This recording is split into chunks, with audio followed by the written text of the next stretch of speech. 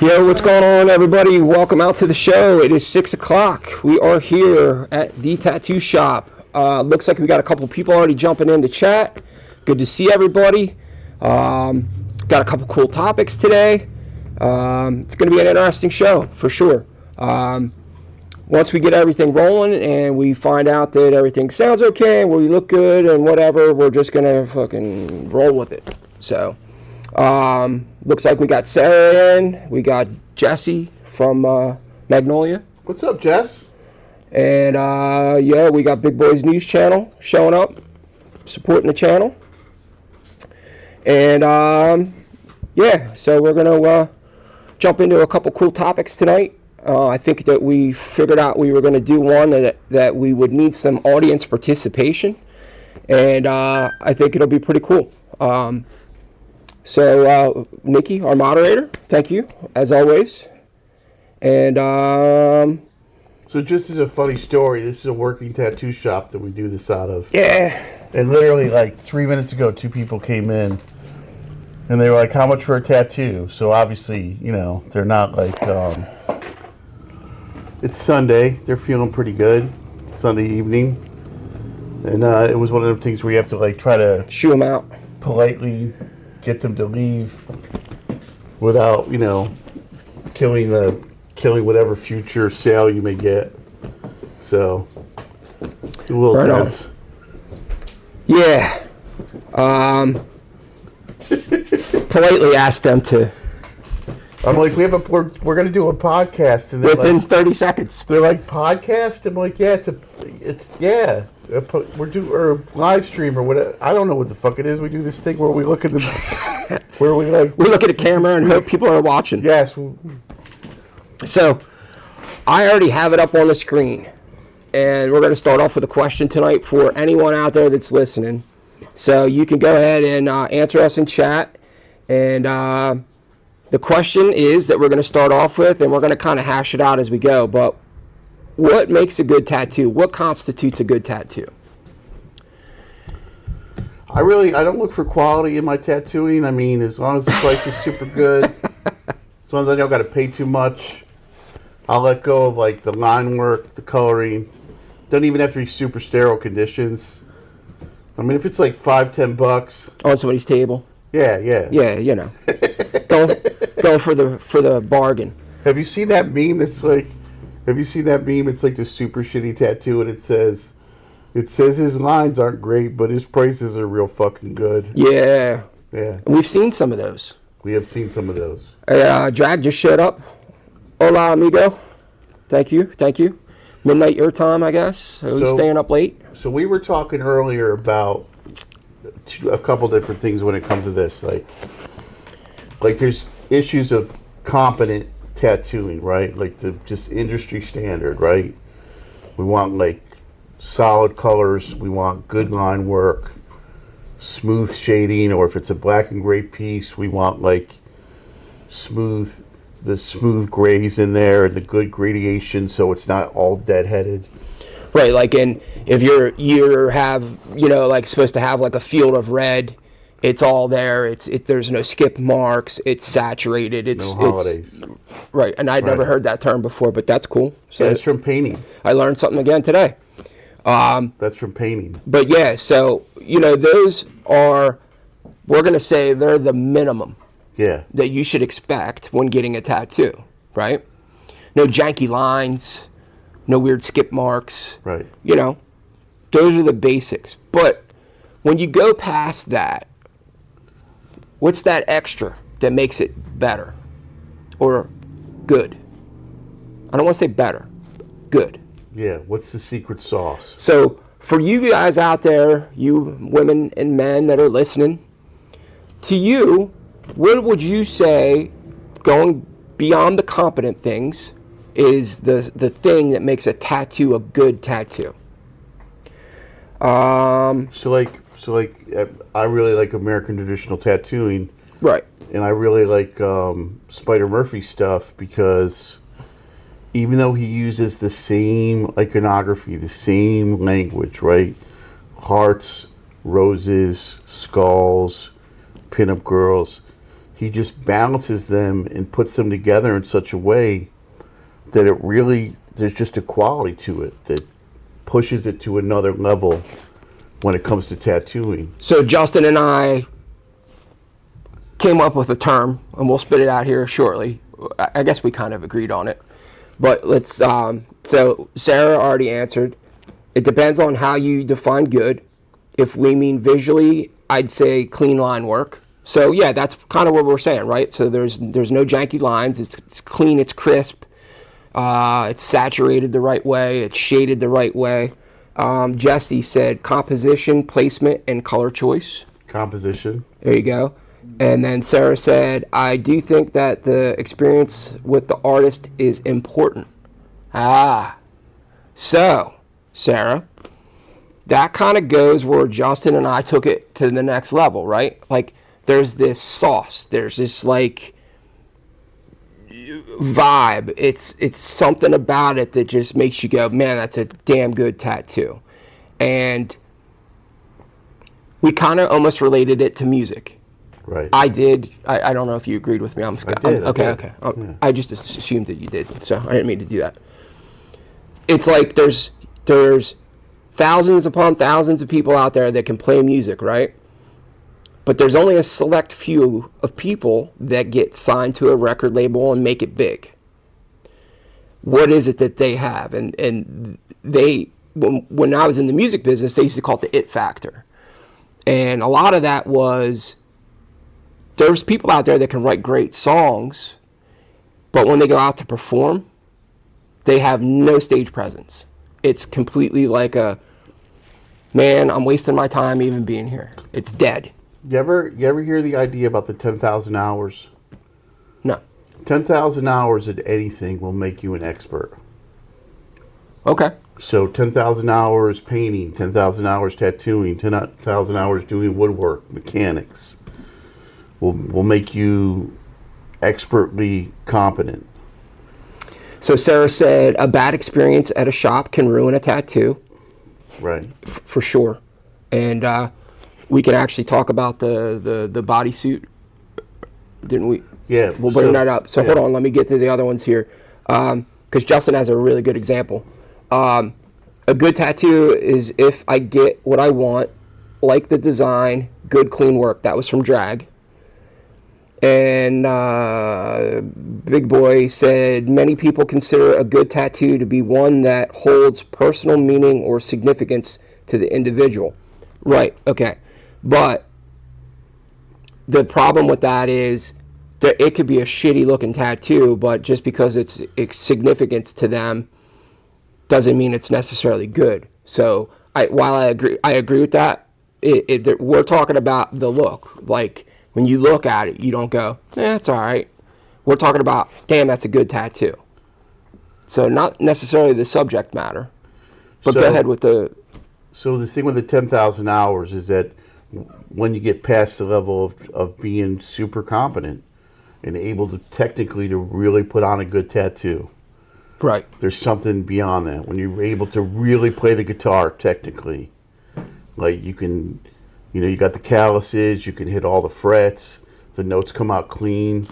But what is that thing that... Dude, you just made something completely click in my head as soon as you said that. He's going to talk about Tool now. Nope. The first thing that I actually thought of was Steve Vai. Okay. Or Joe Satriani. Or Yngwie Malmsteen. Right? Amazing guitar players, but do they really write good songs? Yeah, they're guitar players. Satriani maybe a little bit more than the others, but it's not like Eddie Van Halen, right, was considered to be an amazing guitar player, whether you agree with that or not. That's up for debate. But he was in a very successful, popular band because they wrote good albums. Right. So he put, it was the it factor, the sauce was there. He had that a little bit above and beyond. He wasn't just an amazing guitar player. They wrote great songs to go with it, to make them successful. All right, so this is going to be a wildly unpopular opinion, right? but Pantera, right, has the look, has the sound, but just isn't. They just no. It's Like, what's the difference between, like, say, Pantera and Hatebreed?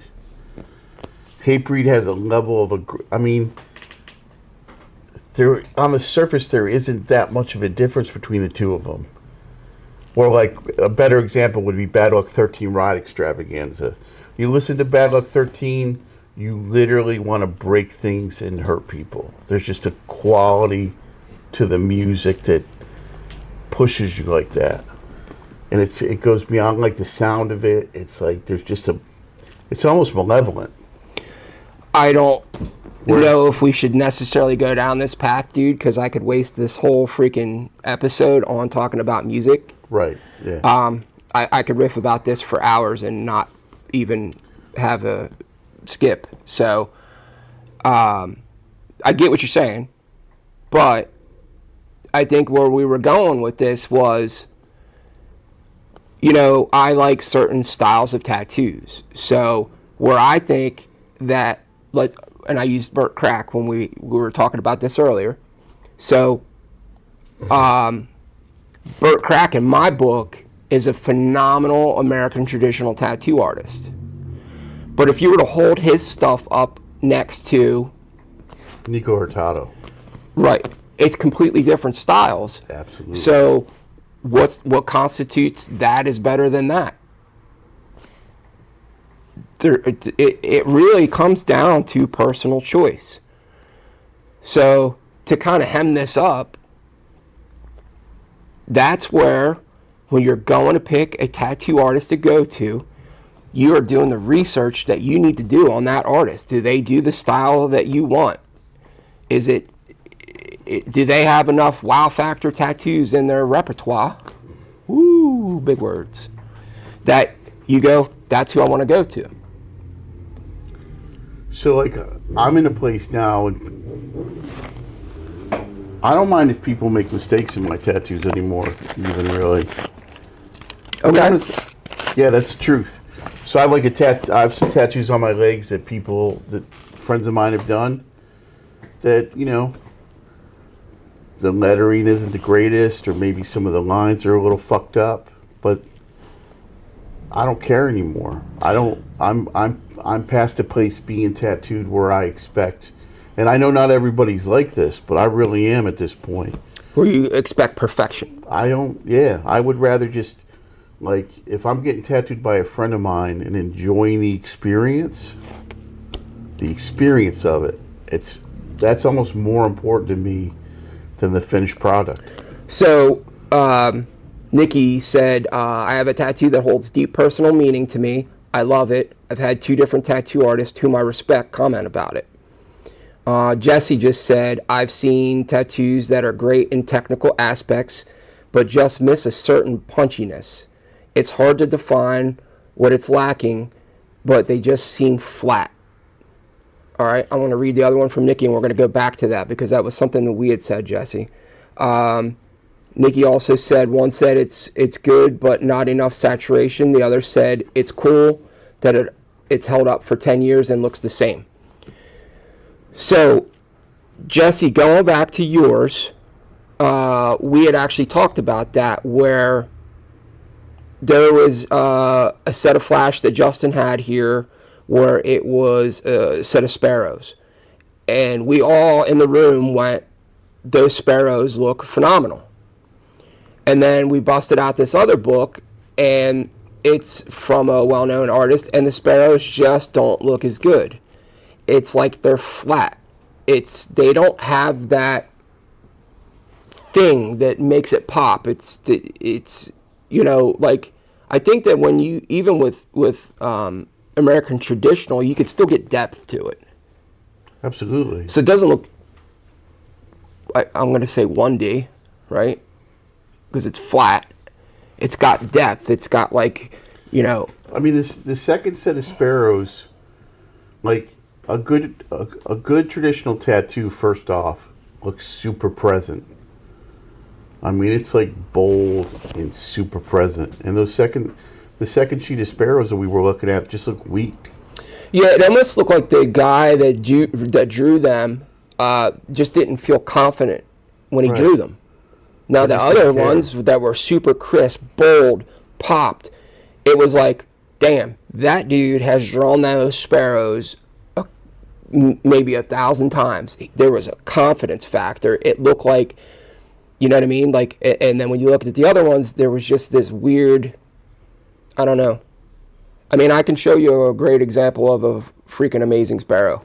I have one that Lyle Hardy did. Yeah. So, I don't know if you guys are going to be able to see that, but there you go. And then the other thing is, like, there's also like a maturity factor, I think, when it comes to people in tattooing. If I'm so caught up in whatever kind of tattooing I like that I can't appreciate other what do you call it, styles of tattooing, Right. that's a shortcoming. Like, for instance, I just saw this a Catwoman that someone did, and it was like, it was fucking beautiful, man. It was excellent. And I would never get it tattooed on me, and I certainly could never do a photorealistic Catwoman on anybody. But I can appreciate that even though that's not my thing or my style, like, it was beautiful. Dude, beautiful work. You know what? The thing is, though, is like you and I have actually encountered this out in the wild, so to speak. So when we were up at that show up in North Jersey, now, Justin self-admittedly will tell you that he likes Japanese work and American traditional. But there was a guy that I wanted to meet up there. Him and I had been talking a couple times on Instagram that was coming here to the States from England. And you saw his work and were like, holy shit. Yeah, he was doing like a full Aztec piece, I mean, right? dude, that thing was amazing. Yeah. But it's just not, while Justin thought it was a phenomenal tattoo, that's just not his thing. So, you know, I think that there's going to be times where, you know, this is where I think the internet is ruining some of the tattoo stuff. Because there's too many people out there calling stuff shitty or not good because it's not the style that they like. There's a difference. It's not a shitty tattoo. It's just something, it's a style that you don't like. So back in the day, there was Tattoodles, which was like, it was like a paid service that you could download art from. But it was also like, it was forums for tattooers. Like, and some of them were tattooer-only forums. And the one was like, you could post your work. And the one admin on the forum was like, listen, just as a survival mechanism, the first thing you do is if you get a shit comment about a tattoo you did, look at the work of the guy that made the comment. And if it turns out that he's just a guy that looks like he doesn't like your kind of tattooing, then okay, no big deal. Take it with a fucking grain of salt. And that's true. Like, there's guys that could look at my work and just be like, well, I don't really like that much, and I wouldn't care. But if a guy like, I don't know, Mike Swagger said he didn't like something I did, I'd be crushed. Mike, if you're watching, never say you don't like any tattoo that you've ever seen me do. Ever. Sarah just said, my most personal tattoo is not good, done backwards. My my technically best tattoos have no meaning and get the most attention. When people ask, I get to talk about the artist, not the meaning. And I'm going to touch on that in a second. Then she also went again and said, I have another tattoo, was really good when I got it, but the artist experimented with a neon pink ink, and that has completely fallen out now, and the whole piece looks weak and boring without it. So I actually just released the episode today with Bob Roberts, and one of the things that Bob said was he realized early that the tattoo wasn't about him, it was about the person getting the tattoo. Like, he really understood that it was like a service industry, and you know, he wasn't going to sit there and pat himself on the back on doing an amazing tattoo. It was more about being happy for the person that was getting the tattoo and giving them a good tattoo.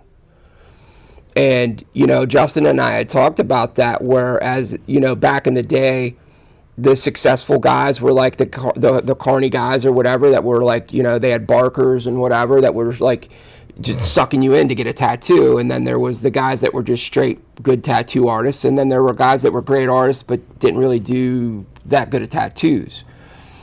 And I think that now the internet, Instagram, Facebook, YouTube, whatever, has replaced the barker guys. Because now the people that are I hate to even say they're successful, more out front, let's put it that way, because I don't know if they're necessarily successful, have mastered the art of promoting themselves on the internet. So, I think that there's going to be plenty of artists out there that are freaking amazing, great artists that just don't do the internet thing. And the first person I'm thinking of is the dude down in Philly. Which one? Charlie. Charlie, yeah.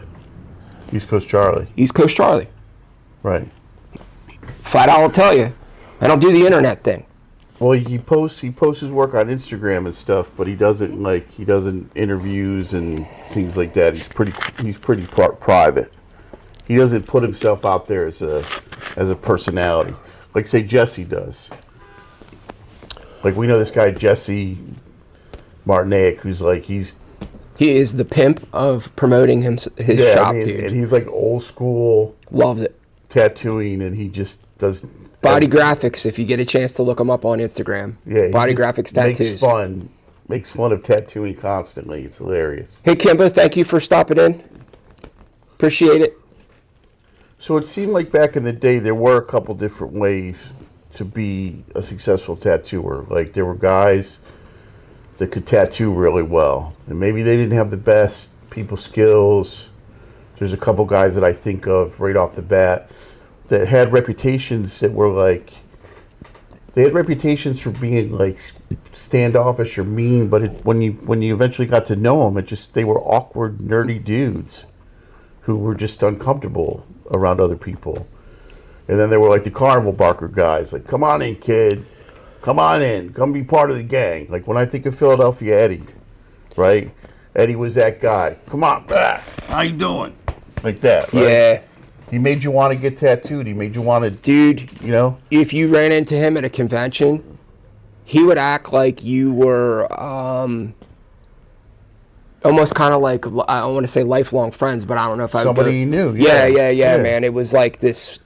And that's how Burt Grimm supposedly was. Like, he would stop in the middle of a tattoo session to be like, it's Burt's story time, you know what I mean? And just go riff on a whole experience of tattooing outlaws or whatever. And just I remember being a little kid and tattooing, like he always had some stories or whatever. To me, that's the experience I like. Yeah, like I want to be around that. I don't want to be around some uppity dude that thinks he's fucking amazing and whatever. And look, when it really comes down to it, and I think everybody has said this before, I think that most people are just want to be happy with their tattoo. So whatever makes them happy, whether it's the experience or the tattoo itself, that's really what truly matters, not, what anybody else says. I think it's just different for everybody. You and I kind of agree on the whole, I want it to be a good experience, man. I want it to be a cool experience. I want to go back. I want to hang out. I want to, I enjoyed my 5-hour session with that dude. You tilt more on the experience more so than the tattoo. Yeah. Because you just said flat out, I don't care if I got a couple wonky lines or whatever, man, as long as it's... that's a good story. I care. I'm pretty picky about who tattoos me, so. So am I. Yeah, sure you are. So and then there's another thing, like, Talk about the bodysuit. well, before I get into that, this Okay. other thing. So like Baba, right? Yeah. So I met this tattooer named Baba, and Baba was involved in the early LA punk scene. Like, really involved. If you haven't seen it, go check out his interview I did with him. He has an interview with him, yeah. And when I first got involved in hardcore, which was probably like 10 years after he did or whatever, Baba's generation were the kids that were beating my generation up when we first went to shows. I got a suicidal tap from him, and it meant something to me that a guy that was around for the original suicidals that were going to shows in LA and was down with them and friends with them Did the tattoo. did the tattoo on me. Like, that meant something. And I think there's an element of that too. Like, an element, some people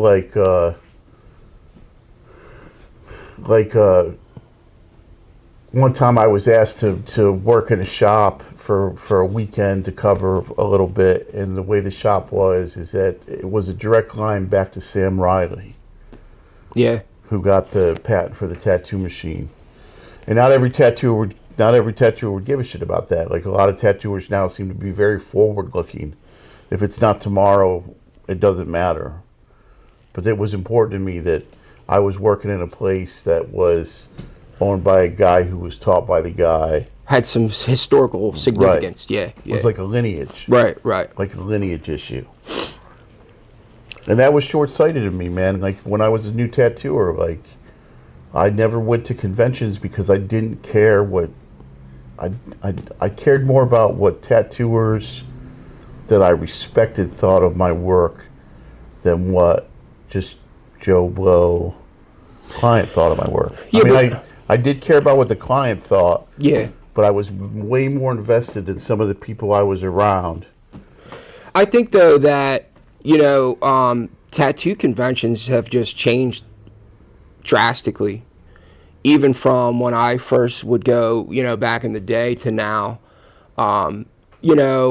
It's still about networking and meeting the right people and stuff like that, but there's a bunch of extra fluff that's thrown into it now, whereas before, from what I understand of the older guys that I talked to, they were saying how more of like a family vibe it was, because you would run into guys that you haven't seen in a while and whatever. What's up, Artie? Thanks for stopping in, man.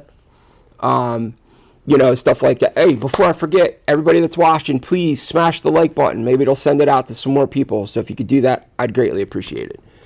But yeah, man, like, they would talk about that, where it was like, oh man, I'd be so excited to see so-and-so because he's on the East Coast and I'm on the West Coast and I don't get to see him. And, it just seems like that vibe is kind of gone now. And there's a lot of guys that just don't want to go to tattoo conventions anymore. And it's, I think I'm the type of person. The situation. I am not the situation from Jersey Shore. I'm the type of person, man, like, I really will try to have a good time no matter where I'm at. I try to make the best of it. Sometimes you can't escape it, but I will try to make the best of it. So while I might not agree with the fact that they're selling beef jerky and other shit at a convention, I'll at least still enjoy being there and seeing some people or whatever. And now that I'm starting to be more friends with other people, it's kind of cool to run into them. Like, man, like, we were in Philly and I saw Jill from High Standard while I was standing in line, and she ran up and gave me a hug and was like, hey, what's up? You know what I mean? So that's kind of cool. So there used to be this vendor. What? Nikki's like, I love beef jerky. Drag also said, I go to the small ones. That is nice. And Kimba just said smiley face. So there used to be this vendor. He ran a thing called Satan's Sideshow, like in the 90s and the early 2000s. And Satan's Sideshow was all serial killer stuff, like T-shirts, pennants, stuffed animals. So at one point, I found out that he had gotten hold of some punk babies, like some babies in jars, formaldehyde babies, like circus freak stuff, right? And I had gotten hold of like an old medical specimen, right? So I'm standing there and I'm talking to him. I forget, his name was Jay something. And I mentioned the punk baby thing, and he was like half of the fucking bag. He's like, we love him. We love him. We take care of him. We look after him. But they want to take him from us. And I'm like, dude, I'm talking about a baby in a jar. I'm not talking about my fucking girlfriend. Like, he was a weird cat. Like, it was one of them moments, dude, where I was like, man, dude, where do you keep him, in your bedroom or something, dude? I mean, wild. It just seems like every time we go to a show, we find more and more stuff that we're like, what the hell? But let's get into the next topic that we had, because I think it's another cool topic to talk about, the bodysuit thing, right? This started the conversation, and it kind of rolled into, what we were talking about. So there are businesses where it's like, there are careers, callings where it's like, fuck you, you're having a bad day, I don't care. Produce. Something's going on with your family, something's going on in your personal life, and tattooing's one of them. You know, what we had been talking about was, I had a friend of mine who was getting a bodysuit, Japanese bodysuit, from another artist who was doing beautiful work, and they just had an off session. You know, he went in, the artist was going through his own thing, having a bad day. Some words were exchanged. Maybe he got a bad line put in him. And I looked at the work that he was talking about. It was noticeable when he pointed it out, but it would never have been noticeable. You had to look for it. Right, you had to look for it. It would never have been noticeable to a layperson. And he had someone, this particular buddy of mine, didn't go to that artist anymore, had somebody else finish the bodysuit over a bad day. So the reason why we're bringing this up is that I think some of the younger generation needs to understand that if you're entering into this, you're going to have to work on those days where you're not feeling good and you're not feeling up to snuff, and you know what I mean? Like, it's going to happen. And when Justin brought it up, I immediately thought of, back when I was a younger buck, and, you were doing sound or whatever, there were no sick days, man. There were of course the artist could have a sick day and cancel a show, but if you were sick, you had to figure it out, man. Like, you had to show up, you had to do it, and if your monitor tech was capable enough to mix front of house for you or whatever, I think that you're going to have situations like that where you're going to somebody all the time, that you're going to run into them on a day when they're not having a good day. I mean, for me, I just kind of went through it with this whole channel, man. Like, I've been trying to be proactive on making sure I get stuff out every week, and I'm trying to build a community with our listeners, and I'm trying to be up on Sundays and make sure I put out a show, or making sure I have an episode out each week, so this way I could get new subscribers. And then I just went through 2 weeks of freaking hell with my mom being sick, and I didn't put anything out. And it was like, man, I was starting to feel like, I hope that the people that have subscribed don't think I just fell off or quit, or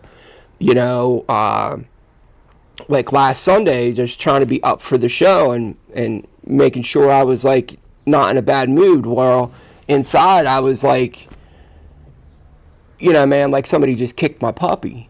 It's tough, dude. Like, I get it, man. And I mean, I think that there's going to be careers out there that you're going to have to go through it, man. You're going to have to go through the motions sometimes. And sometimes it might not be the best output, And so much of tattooing is based, especially when you get into like large scale work with someone, where you do a lot of work on them.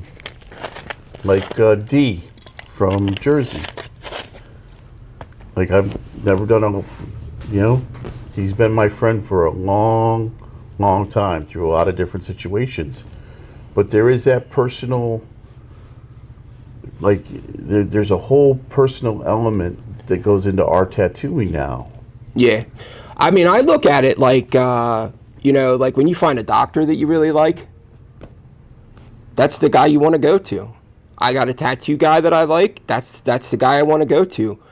And, man, like, it's tough because you see sometimes where you have other artists that you're like, man, that guy's work is amazing. I'd love to get a tattoo from them. But then you're like, man, I hate to veer away from what I know. Like, I know what I know, man. I know what I'm getting. When I walk in to see Justin at Endsville Tattoo, I go, I'm having a great conversation. We're going to laugh our asses off. I'm going to have a fucking great tattoo, and it's going to be over and done with. Man, I could go into it. Like, I'm one of those people that will never go on a whim. I take that back. God damn it. I was just going to say, man, like, I'm one of those guys that will never on a whim just go get a tattoo while they're on vacation, and I just did it when I went to London, so... well, that's extenuating circumstances. Yeah, I mean, that's like, so, other than that one time, like, I wouldn't be, on a beach in Jamaica and sitting there going, you know what, man, I think tonight after I go shower, well, first, after you rolled my fat ass back in the ocean, I'm going to go get a tattoo. You know what I mean? Because, like, I don't know who that dude is. I almost drowned in Jamaica. I've never been to Jamaica. Yeah. I was in a canoe. I fell out of the canoe and the rope wrapped around my neck in about 10 feet of water. And while this was happening, this really beautiful woman on the beach, I guess she was from Europe, she, like, took her top off.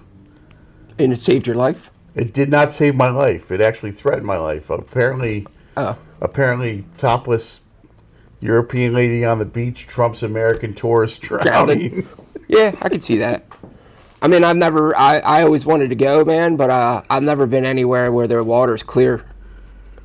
Like, I can't even fathom. The clearest water I've ever seen, I guess, is in the bay in Florida. So that was it. But yeah, I would love to go to. So the other funny part of the Jamaican trip was, did you know that crabs come up out of the sand? Yes. At dusk? I didn't. And did you know that crabs in Jamaica are that fucking big? And that when you're at the nude beach on the very far end of the property, and it's sunset, and you got to walk barefoot back to the hotel, it's going to be surrounded by millions of crabs that are this big? Are we just going to skip over the fact that you just said you were on the nude beach? Dude, there's nothing like salt water on the balls. I'm just saying, while you're in the water. You know what I mean? Man, I could have went without that visualization, dude. God damn, dude. It's a good thing I didn't eat dinner before the show. I'm telling you, it's nice, man. Audience, back me up. Who doesn't like to go swimming naked in the ocean? I'm child of the 70s. Nah. I just, first of all, I don't have the physique to be on a nude beach. I'd clear out the beach. Yeah, well, fuck them. Yeah, I guess if you're never going to see him again, who cares, right? I'm in Jamaica, for Christ's sake. But, man, like, I just don't, that whole flapping in the breeze thing, I don't, nah, man. So it's nice. Not It's really my thing, man. Everything floats real nice, I'm just saying. But yeah, so we're... Dude, you look like a big old tattooed wet bear. Dude, so we're stuck, really... Fucking big hairball floating around with tattoos, dude. So my ex-wife and I are literally, like, walking along the beach back to the resort, and it's like, I don't know, a quarter of a mile maybe, and suddenly there's, like, fucking crabs crawling out of the... Are you consciously, like, walking around not being chubbed up? Like, trying not to get chubbed up? Oh, we were the only ones on that particular beach. Oh, okay. Yeah, this wasn't, what do you call it? This wasn't, what's that? Hedonism? Yeah, I didn't go to the. Yeah, but apparently, like, I didn't go to the attractive. But from what I understand, dude, that's a fallacy. Really? Yeah, dude. From what I understand, the majority of the people that go to those resorty type joints are fat old people with, like, their bubble gum hanging down to their knee. Like, I don't want to see that, dude. I don't want to see that either. I mean, like, dude, you're at a beach and there's hot 20-year-olds or whatever, 30-year-olds, 40-year-olds, That is different the story. fantasy. Different story. But if there's a bunch of old men walking around with their bubble gum hanging to their knees and chicks walking around look like they got oranges in socks, dude, I don't want to see that. No, I'm good. I'll go back over to the kiddie beach where everybody's got clothes on to their neck because they're afraid of getting sunburned, so they're wearing long sleeve shirts and jeans. That's my style because nobody needs to see this on rap, dude. It's I don't know, man. I'm just saying. Anyhow, I don't know how we got on that subject, but welcome to our world. This is how this goes on a daily basis with me and Justin. We just ran about fucking random shit. Nikki said tattooed wet bear. Woo! Anyway, where were we going with that? Oh, so, yeah, On vacation, random tattoo. No. We were talking about how that the younger tattooers need to understand that there's going to be times where they're going to have to, show up and do bookings when, wherein they don't want to do that. And, also customers need to understand that you can't be a Karen all the time. There could be a day where, man, that your tattoo artist is not having a good day, man. You don't know what. Look, man, this comes down to common courtesy. It's just like you don't ever know what somebody's going through on a day-to-day basis. There could be somebody acting like a complete dick, but you don't know what's going on in their world. I'm not saying it justifies their behavior. All I'm saying is you don't necessarily know what somebody's going through. Right. I mean, I'm the nicest freaking guy in the world, but you catch me on a bad day, not so nice. I can be an ass. And the thing about that too, man, is it's not like it was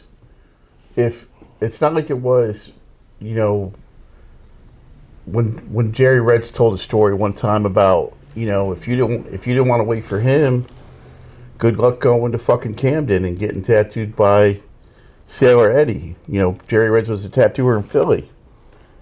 It's not like that now. Like if they don't like what they see here.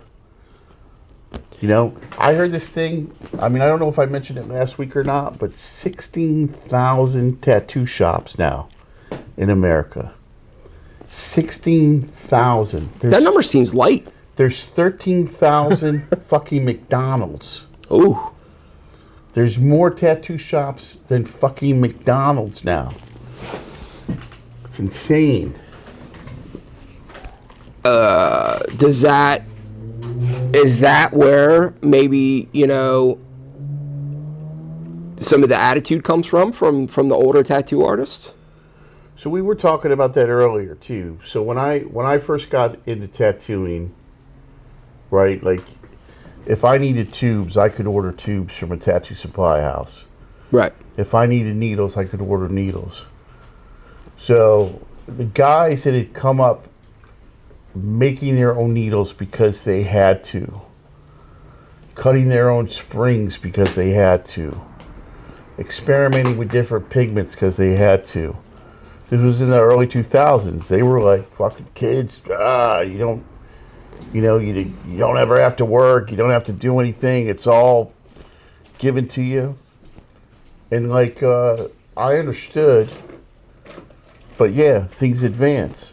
So I think that's where every generation is going to go through this. And eventually, I had said to Justin, 30 years from now, are those new tattoo artists 30 years from now going to be like, oh my God, I can't believe you had to hold their arm in order to do this tattoo because they're going to be in a machine and a vise and a machine's going to be doing it. You know what I mean? Like, I think that each step as you go through the generations had something that they bitched about with the current generation. Absolutely. And I don't know, you and I talked about this last week too, dude. I don't know when I came to be the guy that I swore I was never gonna be, the old guy that's like fucking rah, rah, rah, about young people. Like, at what age does that happen? It must be like right around the 45-ish age, I think. 50? Is it? 50? Well, no. Oh, you're 49? Yeah, 49. You know what happens after 49? Dick. Death. 48, 49, death. But It's like when does that happen, man? Where do you go like all of a sudden? Like I used to be the hip dude. Maybe I was kidding myself, thinking I was like the hip old guy, like the dudes that used to be at the like to go to the clubs, man. And it would be like some old dude with his shirt wide open, with his chest hair and his gold chains, and he thought he was like Johnny, like da da da da. And all of the young girls were like, "Ew, get away from me, old man." Am I that guy now? I'm like the get away from me, old man guy. I mean, I'm not out there trying to score chicks or nothing, I but think I'm you're just that guy's dad, bro. son of a bitch, dude. Yeah, man, it sucks getting old, dude. So I went to see my daughter play music Friday night, and I had her little sister with me. So my youngest daughter wanted to meet the band that my older daughter had played in. So we went up there, and they're meeting the band, and I'm like holding back because I'm the dad. Like I'm aware that I'm like the dad, and of course my oldest daughter is like, it's my dad or whatever. So the lead singer for the band, who Miss Cantaloupe, they're great. Check them out. They're really just sweet music. Check them out on Spotify. She like gives me one of these, and I go like this, like, "Hey, what's up?" Like, you know what I mean? And she was like, "What gang signs are you throwing me?" she just looked at my kid like, "Oh, isn't the old senile man so cute? He did the thing with his fingers." Oh, Jesus, dude. And I was like, "Oh man, I just never thought I'd be here." It was terrible. Jesse said, ties back into what you said earlier about Bob Roberts. It's about the client, not the tattoo artist. Artie said, in a bad mood, it's better to make a day free if it's not a day for art. Artists are not robots. Right. I get it, but... So I can't imagine what it must have been like to be Bob Roberts and to see a tattoo world where we're using machines now that require no maintenance, that are almost fully disposable. I'll even dig deeper than that. I mean, the drawing is being done first by a machine. You all right, man? You got something in your eye? Nah, but it's, what do you call it? Old? I'm old. Yeah, so my eyes hurt at the end of the day after I've been tattooing all day. So I'll even do one better. So yeah, obviously the machines and stuff comes into play, but he was on that edge of like regular street work to when they started doing custom work. And I actually brought that up in the video where Bob Shaw and Colonel Todd and those guys, dude, if you did custom work, you did that shit on your own time, because to them, if you were sitting there drawing up any kind of custom work, they were like, there's $200 walking out of the shop every couple minutes. Right. Because to them, you doing custom work was losing them money. So not only did he see the change in machines, because he passed in 22, right?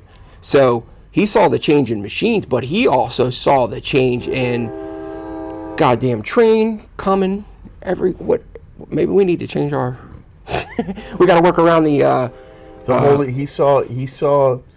he saw the industry probably completely change twice. Yes. The change when I started in the 90s, and then the change later on, right, post the tattoo shows. So I think that's where I even said, like, man, I think a lot of people thought he was like this, crotchety old man and whatever. And, like Shane had said to me, like, man, he pissed off a lot of people at the end and blah, blah, blah. And I think it was because he was, like we just said, dude, we've turned into the old guys now that bitch about stuff, whatever. But, he had seen so much change that he remembered what it was like before all that. And I think, man, there's just going to be people that are going to have a hard time comprehending that, like not comprehending it, dealing with that. You know what I mean? Being on the other side of change. We're the type of creatures that we really don't like change, for the most part. But if you think about it. It is like what you said though about Al Hardy, right? The one when you got tattooed by him. He wasn't like dying on the hill of this kind of machine pen and ink drawing, right? He was like, these things make my job easier, and I'm older, and I'd like my job to be easier. Right, like I want to be as comfortable as I possibly can while I'm doing tattoos, so this is why I'm using X, Y, and Z. Right. Which I thought was, to me was like a crazy... I just had a crazy thought. Uh-huh. Like I'm sitting here, I just realized that every show I drink Diet Pepsi and I flash their thing I think they should start sponsoring me. Just saying. Nice. I mean, throwing it out there. Anyway. Yeah, man, I mean, like, I think that when we try to kick around topics for you guys, we try to get topics that we think that it relates to everybody that's watching. So we have a couple tattoo artists in the audience. I'm saying audience. We have a couple tattoo artists that are watching right now. We have a couple non-tattoo artists that are watching right now. I think that, we try to kick around topics that can relate to everybody that joins in the conversation, which we greatly appreciate that you guys show up each and every week and comment and, take part in this, because if it's not for you guys, we're talking to nobody. And I appreciate it. It makes it awesome that we get to have feedback from the people watching. But, sometimes it's tough to get subjects too where it's not relatable for everybody, but it's also, we don't want to bring up subjects that are going to be like, we got to tiptoe around and get, I don't want to get involved in any of those conversations, dude. And we were talking then one day about, is there a possibility that some of the controversy between like new and old school tattooing, between different kinds of machines, between different styles, is generated by people who want to create content on the internet, and we decided we didn't want to be involved in any of that stuff. Yeah. I was talking to a tattooer yesterday who was like, well, obviously you use a coil machine. And that's how she said it. Like, obviously you use a coil machine. And I was like, yeah, I use a coil machine because I've been using the same machines for 25 years. And it seems like a little late to change to a new setup after I've learned how to become an expert at using this, what you consider antiquated. I don't particularly. No. I'm saying that the newer. I'm not putting words in her mouth, but we've also heard people say that. Yeah. Where it's like, oh, why are you still using old machines? Well, like Baba said, it took me, 30 years to suck at this using this machine. Why would I switch? Dude, I love that guy, man. He is crazy dude. I love it.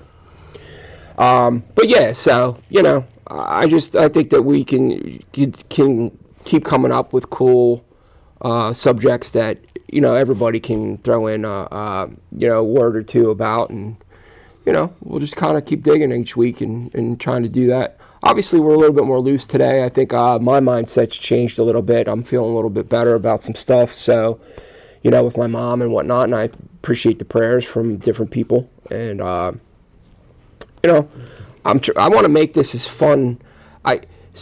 So Justin and I, when we actually talked about starting this,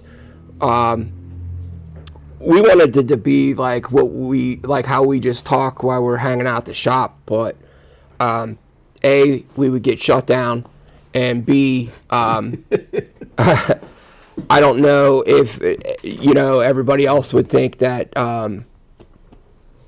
that it's as funny as we think it is. So we're gonna do our best to try to bring up some cool stuff. So the guy whose shop I learned in Chris Matissa. So years ago in the late 90s, he had the idea of having a live broadcast over the internet from his tattoo shop. Woo! And the idea would be that, like, if you were somebody just learning about tattooing and you wanted to watch, or if you had questions, or, just like for exposure. And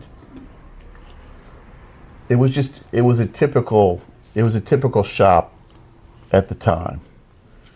But the idea that, I mean, the idea of like having an unfiltered, like constant unfiltered access. Never gonna happen. Yeah, Dude, we would get shut down so quick, it wouldn't even be funny. Not that we talk about seedy shit or anything, but, well, we do sometimes. Yeah, it's a tattoo shop, and we But- talk about everything But, from you know, like... world history to boogers. You gotta, yeah. I mean, I would like, you know, for us to keep doing more history stuff that we can, when we can.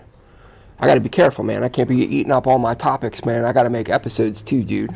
And you know, a bunch of years ago, I bought this shop in Jersey, and it had these like old canvas drapes on the windows that you like pull the chain and the drapes closed like this.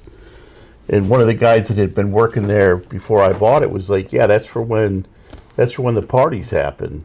Yeah, And those days are over. yeah, can you imagine? I mean, that was even before my time, so that would be tough for me to imagine. Well, it may not have been before my time. I just was never invited. Right. So, I mean, I was, you know, not really, you know, times have changed, man, and you know, it's gonna be the people that are gonna, you know, and the same thing catch with up, me. and the others that aren't. The same thing with me, really, Buck, because of you being clean and sober. Like Yeah. there was always that Right. time for you to leave before the party starts. And I was like, fine, I'm all good with leaving. I don't want any part of that shit, anyways. Right, but you know, that's also we don't necessarily steer away from situations because there's, you know, alcohol or whatever. You know what I mean? Like, I'm not going to be hanging out somebody's banging rails or whatever. But What are rails? I don't know. You know, the things you all hold on to when you walk upstairs. Anyway, you want to get into the stuff here? Yes. Big news. Yeah, hold on. Let me make sure it's up first. Big shout out to Jesse and Eva. We're going to be tattooing at the Asbury Park convention. So for you people in Spain, Germany, and Canada, they will not be able to attend unless they decide to do a road trip. But for anybody else local, Asbury Park Tattoo Fest on June 21st through the 23rd in Asbury Park, New Jersey. Pretty cool show. We went last year. I liked it. It was I weird. got my face tattooed today. It was weird how it was set up, but I liked it. That hall that they use is like, because it snakes around instead of being like a big square room. So that's coming up. Nikki said, somebody get Justin some eye drops. Pirate. Doo-doo-doo. Next one up is New York City TatCon, July 26th through the 28th. Amazing lineup of artists that are going to be there. And I think I just screwed myself up. And then Pagoda City Tattoo Fest, August 2nd through the 4th. Great show. Yeah, I'm going to definitely try to go to that as well. A lot of West Coast guys come out to Pagoda City. You know, man, I really want to do something for the subscribers when I get to the 1,000 subscribers. You know, I really wanted to do where if I could get somebody local that would win, have them, give them a $250 gift certificate to any one of the shops that has been featured on the show, local. Film it for an episode, and then if the people that you know, if we do like an automated thing, if there was somebody that wasn't local, we would send them a shirt and a sticker and try to get somebody local to until we got somebody local. I still think I'm going to do that. I don't know how I'm going to do that yet, but I appreciate the subscribers, man. I mean, it blows my mind. You know, we're so close to 1,000 right now, and I love it. But, you know, when I started this out, dude, I didn't think that it was going to ever happen. It seems like it's so insurmountable sometimes, man, from a creator's perspective. You know, not to say nothing, but Buck does all the work. I really just show up like once a week for about an hour, sit here and tell stories about swimming naked in the ocean. Oh. All the tech stuff, all the promotion stuff, it's all Buck, man. Yeah. Good well, job, buddy. You know what, man? I mean, I really wanted it to. I wanted to do it, so you got to do what you got to do, man. Didn't you want to call this Two Bears in a Tattoo Shop? Wasn't it? Wasn't that your? Yeah, I actually did, and then somebody told me what Two Bears actually was, and I went, "No, we're not doing that. I am not doing that." I'm sorry, man. I'm not up on my lingo, and I did not know what Two Bears in a Tattoo Shop meant. When I actually thought about it, dude, I thought I was actually thinking of the Burt Kreischer, Tom Segura show, Two Bears in a Cave. Right. So I was like, oh, man, that'd be funny, ha, ha, ha. And then I'm like, yeah, Justin, we're going to call it Two Bears in a Tattoo Shop. And Justin was like, you know what Two Bears is, right? And I'm like, yeah, like two bears out in the wilderness, bears. And he was like, no, man, that's Not in the wilderness. two big, hairy gay guys. And I was like, oh, my God, no, we're not doing that. So, yeah. Mama never tells. Oh, dude. You know, man, hey, you live and learn. It could have been a complete catastrophe. Whole different kind of show. We would have probably had a different crowd. Yeah. That's for sure. I mean, you know, hey. Maybe we need to make it that for a couple episodes and get a couple more viewers in. I don't know.